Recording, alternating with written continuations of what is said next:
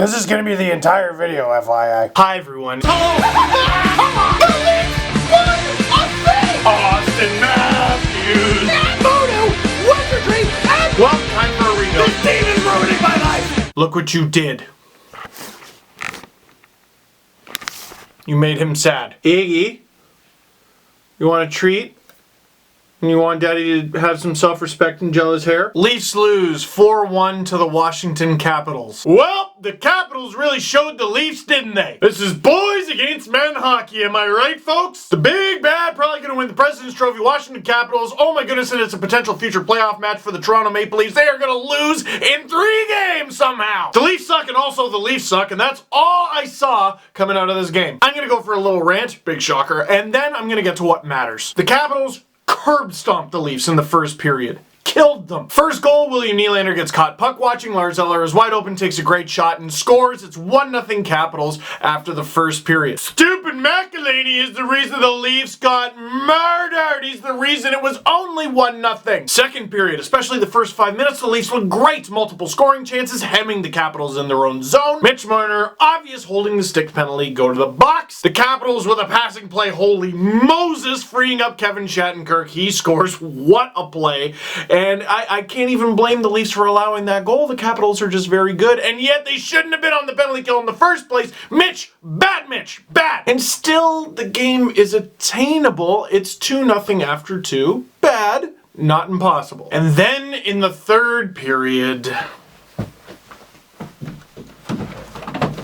Why did you do that? Someone tweeted me, why don't you just say that you hate Jake Gardiner? I don't hate Jake Gardiner. Jake Gardiner has a positive impact on the Leafs. Full stop. I've seen some stuff about, oh, the Leafs could trade him in the offseason. Dumb! Don't do that. He is arguably the best defenseman the Leafs have. Having said that, having proclaimed my love for him from the rooftops, can you meet me halfway and say Jake Gardiner is directly responsible for a bunch of goals this season because... whatever's going on in here. That goal was brutal. For a solid 2 Mississippi before he made the pass. You see the play develop, and sometimes you try to anticipate what the player is going to do. And I'm watching him going, no, don't do that. He did it. Why? Why? And Nate Schmidt, who was recently voted happiest video game character, scores his 3rd of the season, the Capitals' 3rd of the game, and it's 3-0. And then to show that the Leafs had completely given up, Tom Wilson gets a breakaway, and you know what happens next. Leafs might as well tie each one of McElhaney's limbs to the net like friggin' Millhouse. Marner scores on the power play with just over a minute to go. He's at 19 goals. He's a goal closer to 20, and that's wonderful, but not a single Leaf deserves anything for this game, McElhaney aside. Now that we've freaked out, let's unfroke out. I saw a lot of people going, what was Babcock thinking? Why do you not start Freddie in this game? Are you joking me? This would have been a wasted start. The Leafs' first goal came 59 minutes into the game. Now, I happen to think Freddie Anderson is a heck of a goaltender, but he's not much of a goal scorer. They got the slam dunk win in Buffalo, big 2 points. Unfortunately, McElhaney was thrown to the wolves in this one. It didn't have to be this way. He pulled his weight. He did his part.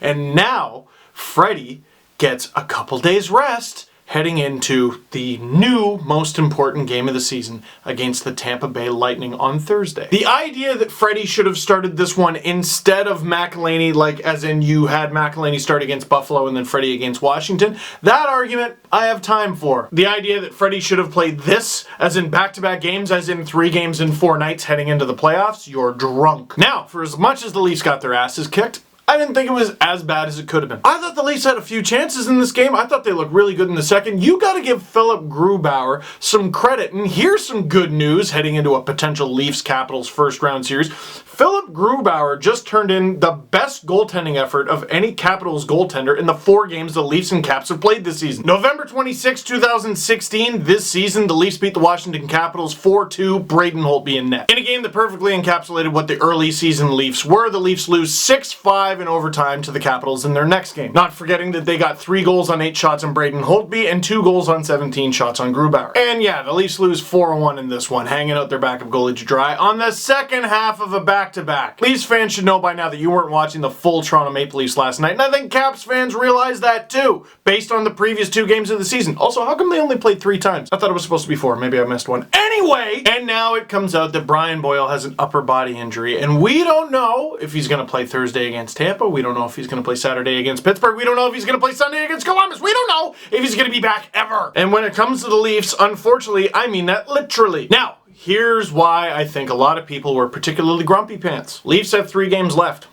The Tampa Bay Lightning have 3 games left. 6 points up for grabs in the next 3 games. 6. One of those games is against the Tampa Bay Lightning. Now you might be thinking to yourself, Steve, I'm a Leafs fan.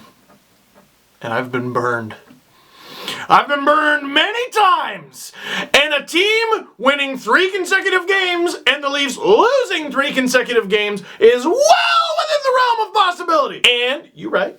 You're right. Well, the last time the Leafs lost 3 straight was the California road trip. They lost on February 28th, they lost on March 2nd, and they lost on March 3rd. The last time the Leafs lost 3 straight in regulation, you have to go all the way back to the end of January, early February, when they lost to Philly, Dallas, and St. Louis. I should also mention that that was the only time, I said the only time this season the Leafs have gone 3 straight games without getting at least a point in the standings. Now, I'll remind you again, the team that you saw play the Caps was tired. Now, I'm going to remind you, for Thursday's game against Tampa, Freddie's rested. These aren't the Leafs you're used to.